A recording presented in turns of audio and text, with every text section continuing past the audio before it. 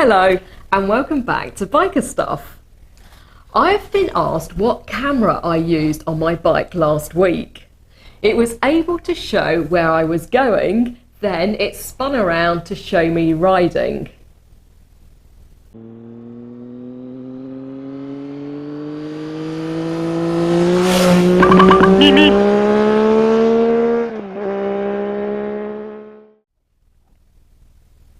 Before I start, can I ask, if you haven't already, would you please subscribe, then ring my bell so that you will get notifications when there is more to see from Biker Stuff.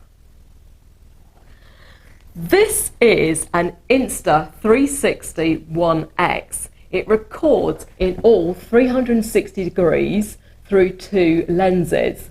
This means you can mount a single camera to see in any direction, rather than have several cameras mounted on your bike, like I did when I went to Mallory Park. You can still see that video if you like. I'll pop a link up here for you. I don't think you can buy the Insta360 One X anymore. I bought this one second-hand from eBay. Like GoPros, they are hideously expensive when bought new, so getting one second-hand will hopefully save you a few quid. This one came with two batteries, a tripod, an extendable selfie stick, a carry bag, and a selection of cables.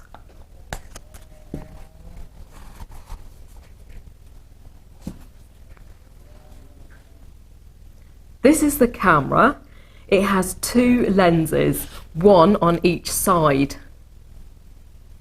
The battery plugs in the side, and the charge lead plugs in on the other side. This is a micro USB lead.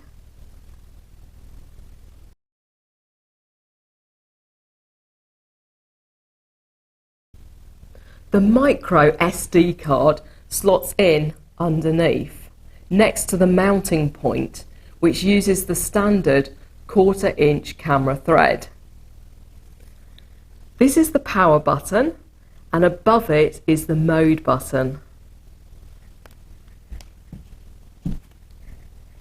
I mounted it on my mirror arm with a bar clamp like this, then simply screwed the camera into it. It's as simple as this.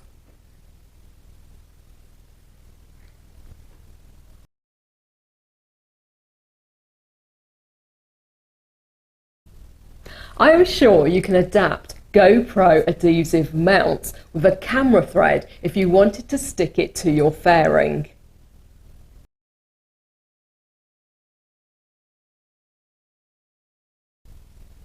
One good thing with this camera is you can power it while recording, so you can film until the memory is full rather than until the battery is flat. When I had my one and only test last week, the battery lasted about 20 minutes. You can download free editing software for it on Google Play Store, or whatever the Apple one is called.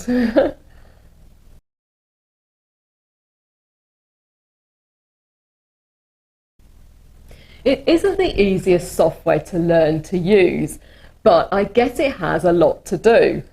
I'd recommend searching YouTube for help on using it, as my limited experience isn't worth knowing.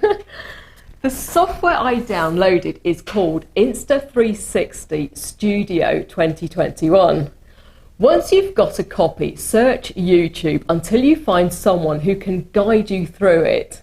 I'll put a link in the description for a video I found useful to get to know the basics. You can select the angle the camera points from the studio. Then, by setting keyframes in the timeline, you can spin the camera to view something you want to see. Then another keyframe to point it somewhere else. Once you're happy with your editing, you can hit the record button and create a video from it. I took a piece of my recent bike ride video to demonstrate how to spin the view from one direction to the other. This is a 20-second clip to use as a demo of the camera's software. As you will see, the camera floats like a compass, always pointing in the same direction it started. Let me play it for you.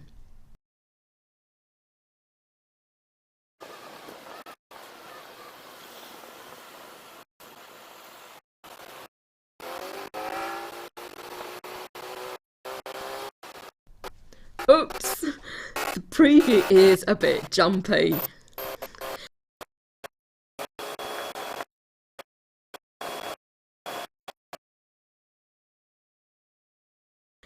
If I tick this option to lock direction, it fixes the camera in the direction I want, say pointing at me or at the road ahead, or anywhere I want for that matter.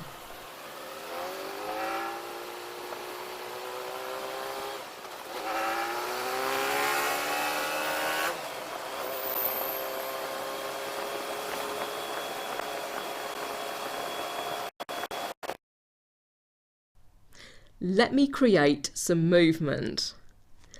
The way I found this works is to add a keyframe, play along a couple of seconds, move the camera, add a keyframe. This couple of seconds gives the camera time to reposition to your new view. Then, by adding the keyframe, you lock it in place. I will set the camera pointing at me. Place a keyframe on the timeline.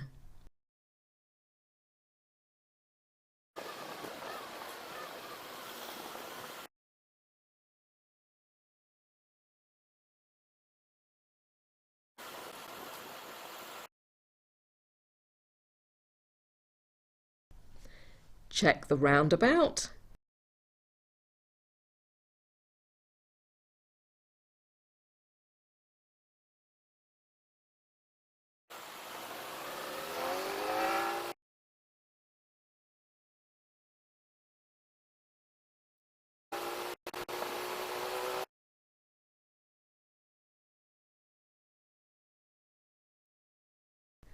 Look at my controls.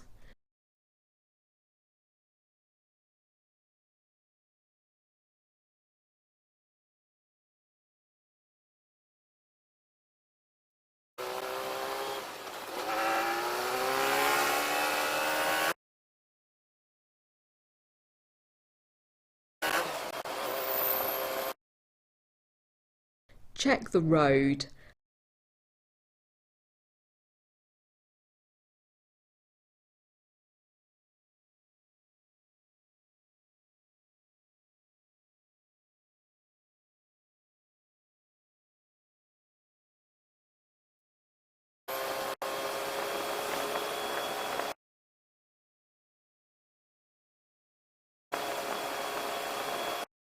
And finally, look at where I am going.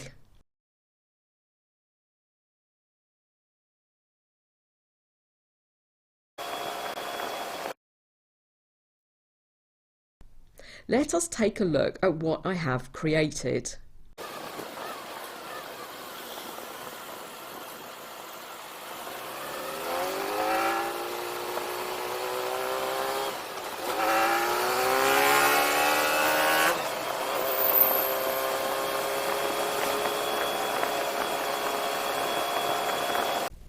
You can do so much more with it than I have shown, but this should give you an idea.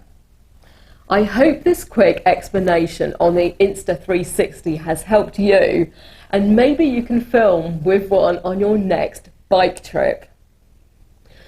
Thank you for watching. I know you liked it, so tell your friends, and I'll see you here next time on Biker Stuff.